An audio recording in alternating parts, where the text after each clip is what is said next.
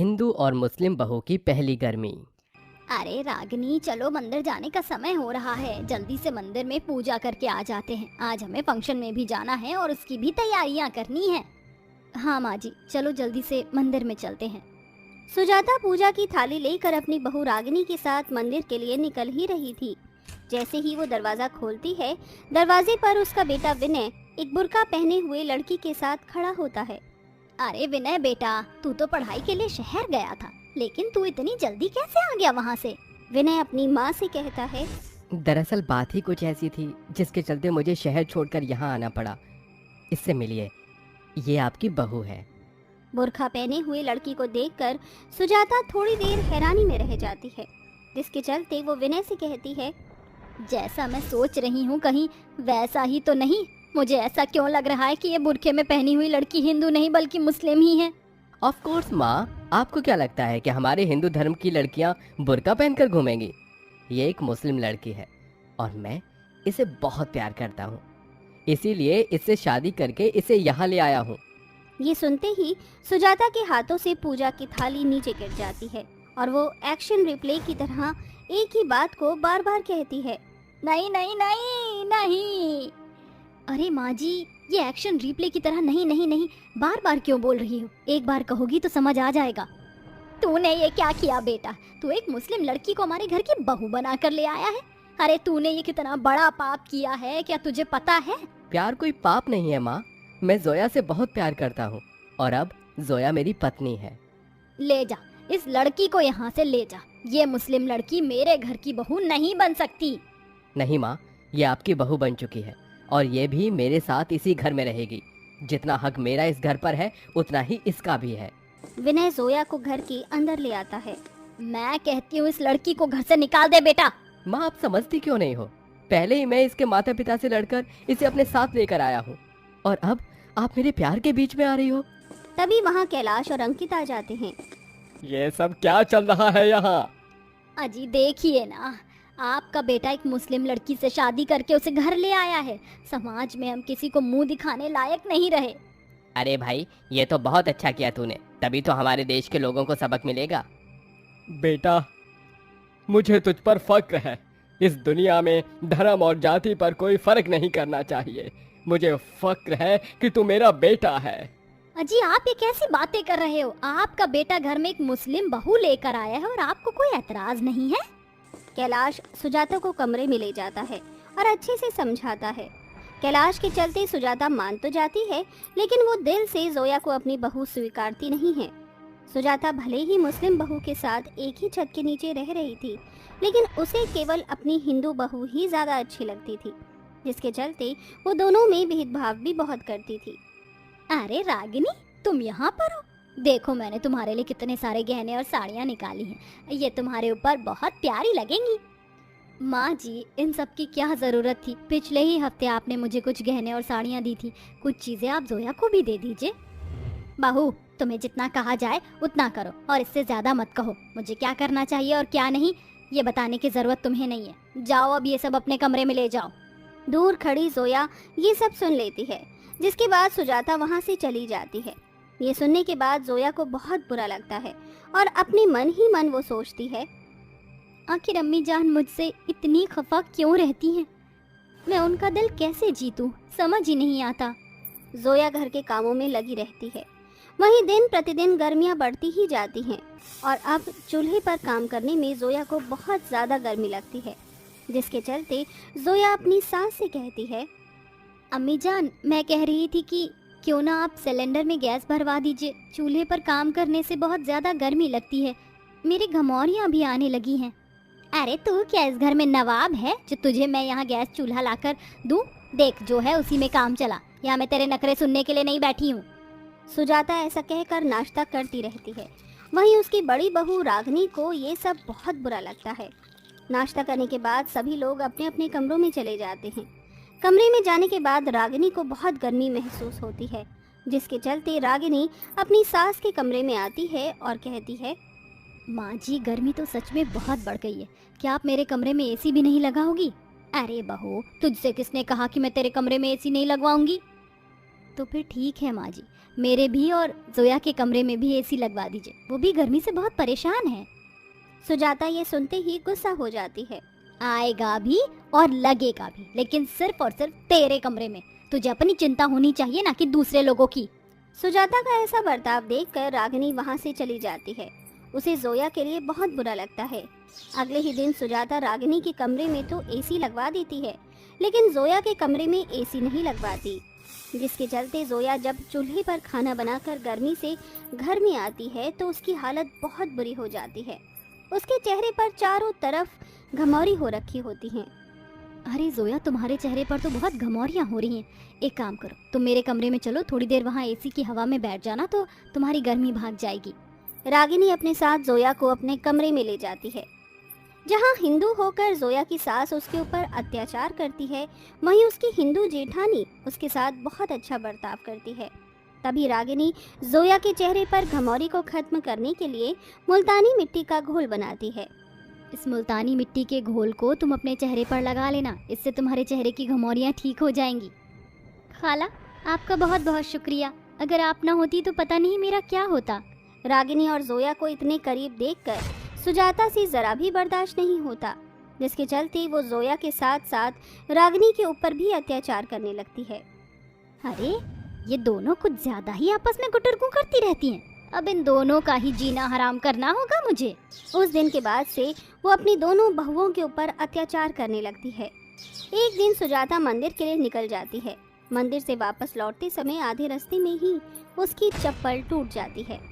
चप्पल टूटने की वजह से उसे बिना चप्पल के ही वापस घर लौटना पड़ता है, लेकिन तभी उसके पैर गर्म फर्श की वजह से जलने लगते हैं।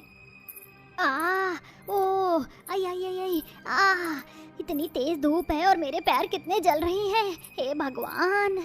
सुजाता जैसे तैसे करके वापस घर आ जाती है। घर आने के बाद उसके पैरों पर बहुत ही बुरी तरह छाले निकल आते हैं और उससे जरा भी चला नहीं जाता। हे भगवान, ये मेरे पैरों पर क्या हो गया? मुझे तो बहुत दर्द हो रहा है, कोई मेरी मदद करो।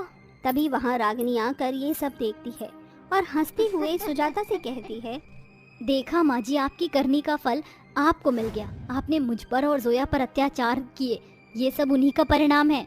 अब इन सबको भोगिए। रागिनी ऐसा कहकर वहाँ से चली जाती है और सुजाता वहाँ दर्द से तड़प रही होती है। तभी जोया मिट्टी का लेप लाती है और सुजाता के पैरों पर लगाने लगती है। अम्मी जान, चिंता मत कीजिए, इस मुल्तानी मिट्टी से मेरे चेहरे की घमौरियाँ भी ठीक हो गईं, आपके छाले भी ठीक हो जाएंगे। जोया का ये बर्ताव देखकर सुजाता को अपनी गलती का एहसास होता है। मैंने तुम्हारे ऊपर इतना अत्याचार किया, तुम्हें गर्मी में छोड़ दिया और तुम्हारे साथ साथ अपनी बहू रागिनी के साथ भी अत्याचार किया, लेकिन इतना सब कुछ करने के बाद भी तुम्हारा स्वभाव बिल्कुल नरम है। मुझे मेरी गलती का एहसास है, हो सके तो मुझे माफ कर देना जोया। मुआफी मांगने की आपको कोई जरूरत नहीं है अम्मी जान, आप मेरी अम्मी जान हो और हमेशा रहोगी। उस दिन के बाद से सुजाता अपनी दोनों बहुओं के साथ अच्छे से रहने लगती है। अब उसके मन में दोनों के लिए कोई भेदभाव नहीं होता। राम भाई साहब, काहे आप यहाँ खड़े हैं? काहे आप हमारी बिटिया को कॉल नहीं करत हो? देखो अंगूरी, तुम्हारी बेटियों को हम पहले ही कॉल कर चुके हैं, वो रास्ते में होंगी। मेरे हिसाब से वो समय पर ही आ जाएंगी, लेकिन तुम तो दवाई खा लो बहन। नहीं भैया, नहीं खाएंगे हम दवाई। आज तो हमने सरस्वती माँ का व्रत रखा है। हमारी देवी माँ हमसे नाराज हुई गई तो हमरा की होएगा भाई साहब? तुम्हारी बेटियां इतनी पढ़ी लिखी हैं और तुम हो कि आज भी बिल्कुल गंवार ही हो। पता नहीं बहना तुम्हारा क्या होगा। हमरा कछु नहीं होगा राम भैया, कछु नहीं होगा। तभी अंगूरी की दोनों बेटियां शहर से आ जाती है। माँ, क्या हुआ माँ आपको? आप ठीक तो हो ना? आ गई बिटिया तुम। माँ, हमें राम काका का फोन आया था कि आपकी हालत खराब है। क्या हुआ है आपको? कछु ना ही हुआ है बिटिया, ये तो हमारी उम्र का नतीजा हुई रहा है बिटिया। बहुत हुआ माँ, अब आप यहाँ गांव में नहीं रहोगी, आपको हमारे साथ शहर चलना होगा। हाँ माँ, अब आप हमारे साथ शहर चलो। अरे बिटिया, काहे परेशान होवत हो? हमरा कछु नहीं हुआ है, काहे नहीं समझ रही हो हमारी बात?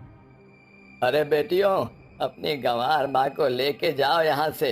अरे इस गंवार को कुछ समझ ही नहीं आता है। आज इसकी तबीयत खराब है और अपनी तबीयत ठीक करने के लिए इसने सरस्वती माता का व्रत रखा हुआ है। भगवान, ऐसी गंवार औरत मैंने पहले कभी नहीं देखी। ऐसा कहने के बाद राम वहाँ से चला जाता है, जिसके बाद वो दोनों बहनें अपनी माँ को शहर में तो ले आती हैं, लेकिन उन्हें आगे होने वाले अंजाम का जरा भी अंदाजा नहीं होता है। माँ, ये रसोई है, ये बाथरूम है। ओरी मोरी मैया, मार जाए तोरे तीनों भैया। क्या हुआ माँ, कोई दिक्कत है क्या? हमका तो कछु समझ ही नहीं आवत है। ये बाथरूम का होवत है, बहुत साफ दिखाई देवत है। ओहो माँ, ये एक शौचालय की जगह है, आप यहाँ शौच कर सकती हो। ओरे दादा, ये सोच करन खातिर इतनी साफ सुथरी जगह काहे? ये हमरे शहर के लोग कहीं बौखला तो नहीं गए हैं बिटिया? हमका भी संडास आवत है। ये बाथरूम तो बहुते साफ है। यहाँ आसपास झाड़ी झुड़िया है तो हमका बताई दो, वही डब्बा लेके चले जाएंगे। आप ये कैसी बात कर रही हो माँ? आप इसके अंदर जाओ और इस बाथरूम का इस्तेमाल करो। श्रेया अपनी माँ को इंग्लिश टॉयलेट इस्तेमाल करना सिखाती है। कहाँ बताए बिटिया, बहुते आनंद आया है इस इंग्लिश टॉयलेट में। एकदम स्वर्ग वाला एहसास हो रहा है। अपनी गंवार माँ की बात सुनकर श्रेया और रिया दोनों ही हंसने लगती है, जिसके बाद अंगूरी को शहर के लोगों का रहना सहना थोड़ा अटपटा लगता है और वो अपने गंवार पने की वजह से बेचारी श्रेया और रिया के कई सारे काम बिगाड़ देती है। ई काहे रे भाई साहब, हमका तो कछु उटपटांग दिखत है।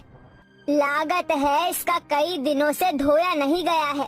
अंगूरी लैपटॉप उठाकर उसे धोने के लिए चली जाती है। जैसे ही श्रेया उसको देखती है वो हैरान रह जाती है।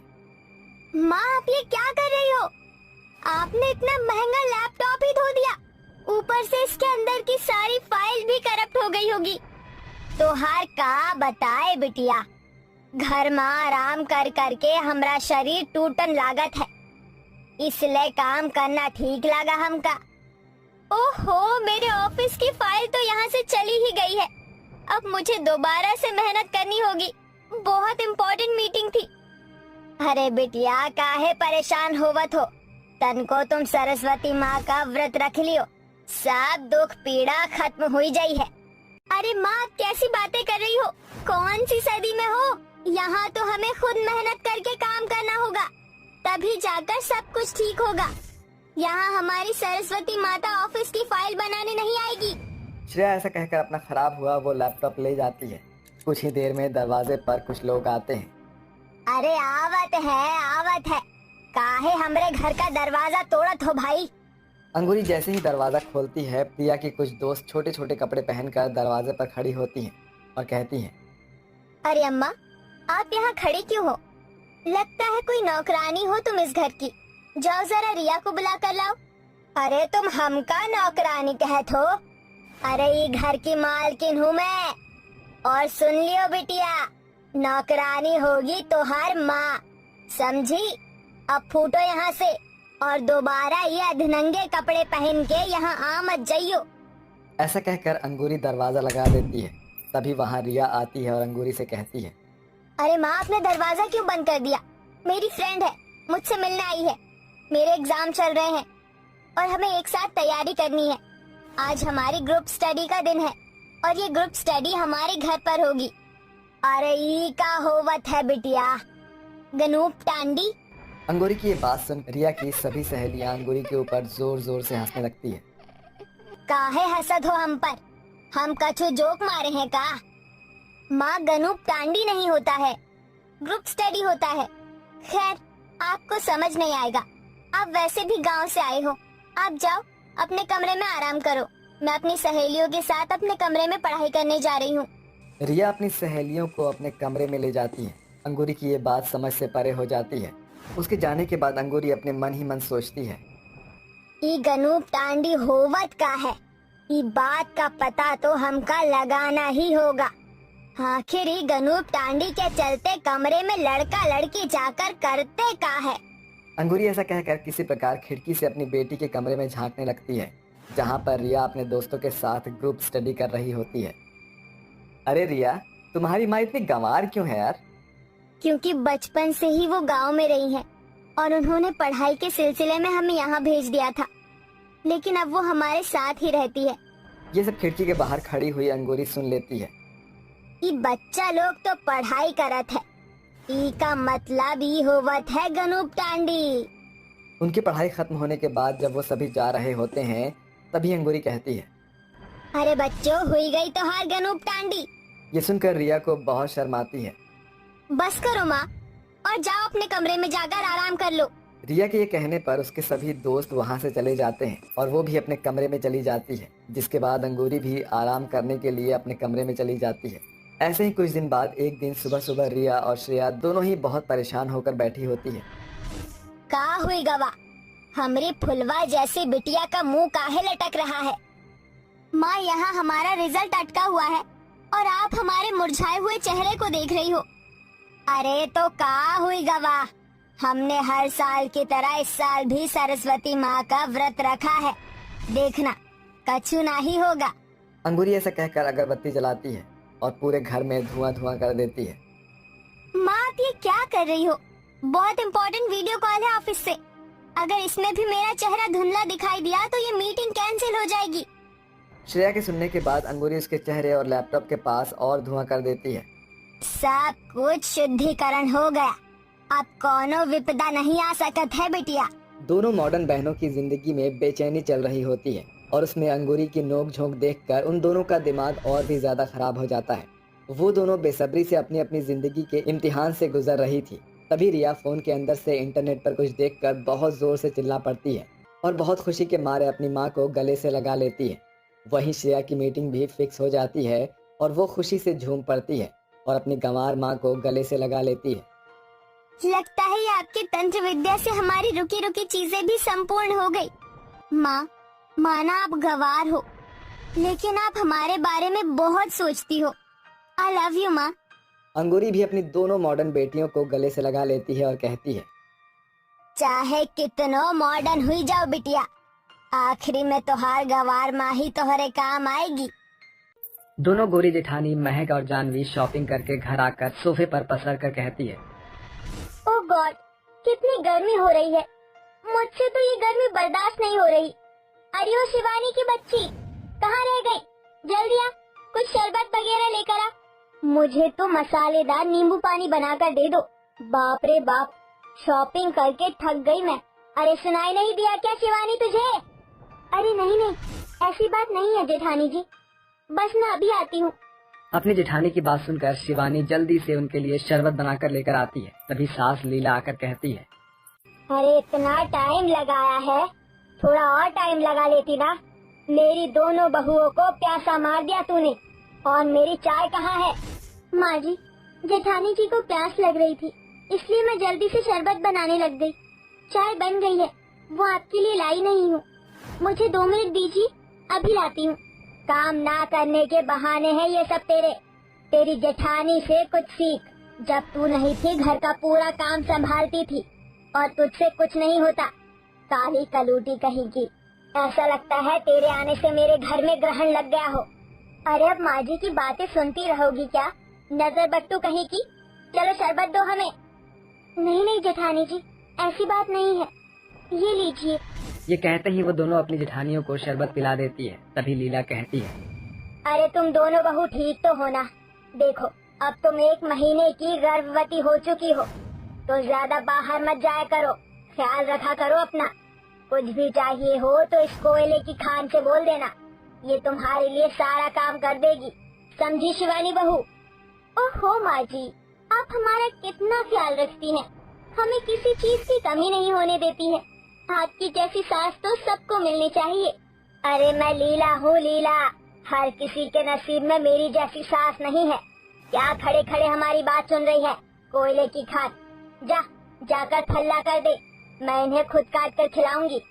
माँ जी, आप मुझे बार बार काली होने का ताना क्यों देती हैं? मैं कोई अकेली इस दुनिया में काली नहीं हूँ।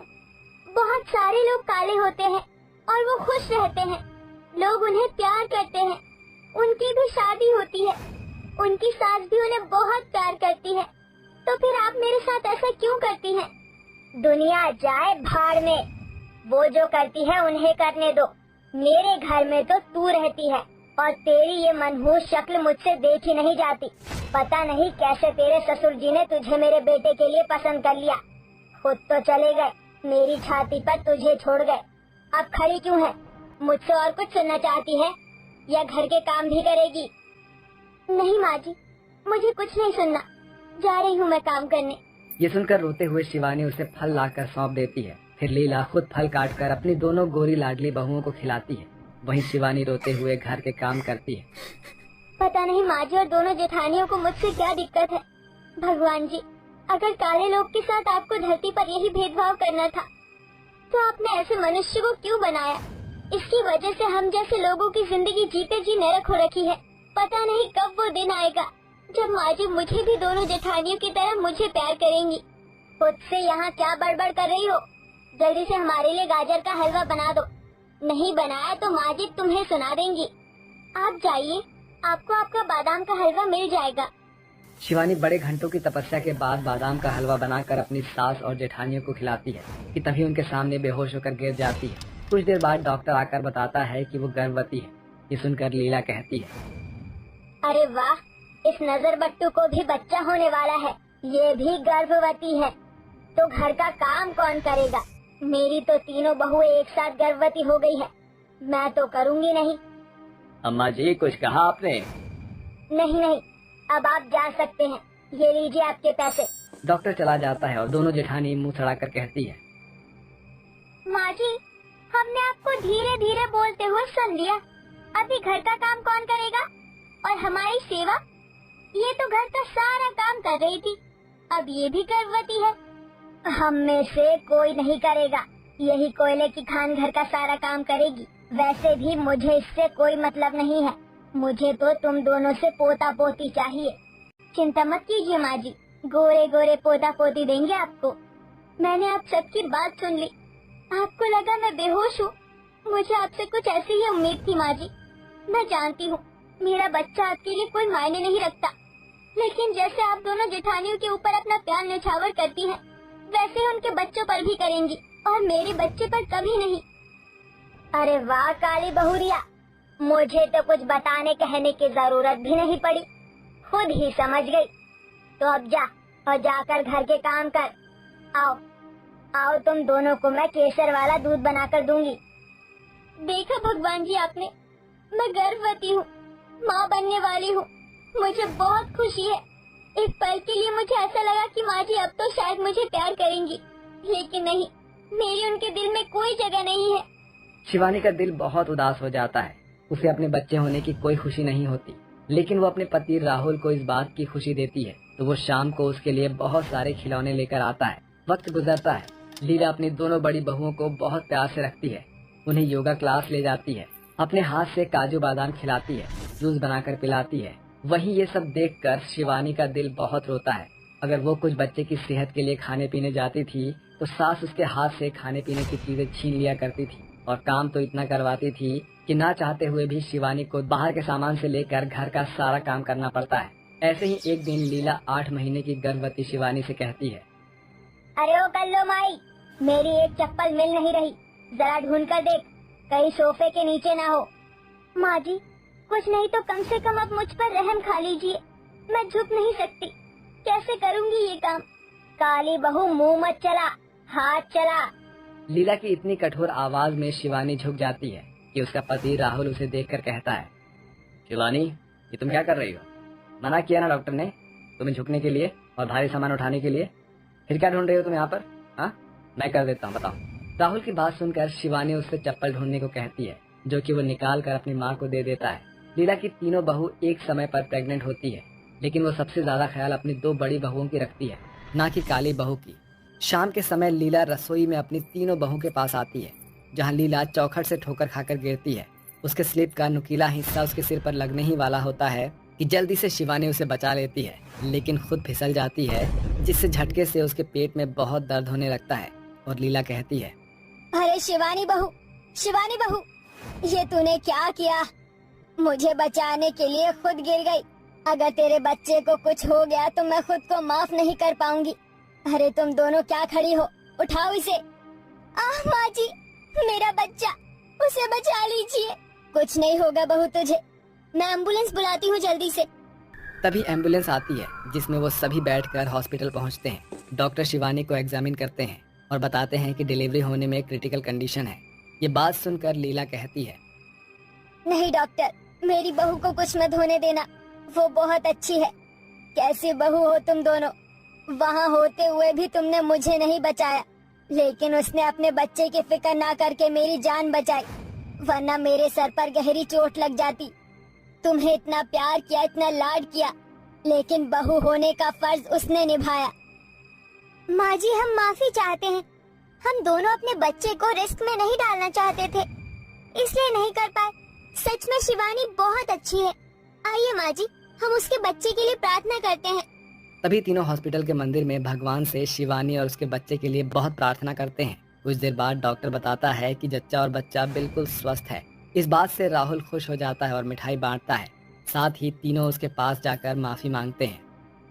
आप सबको मुझसे माफी मांगने की कोई जरूरत नहीं है, मैं सब कुछ भुलाकर आगे बढ़ने में विश्वास करती हूँ। Thank you Shivani. कुछ दिन बाद शिवानी अपने बच्चे के साथ घर लौटती है। वहीं उन दोनों जेठानियों के भी प्यारे प्यारे से बेटे होते हैं, जिसके बाद घर में बच्चों की किलकारियां गूंज उठती है और लीला अपने तीनों पोते पोतियों को गोद में लेकर खेलती है।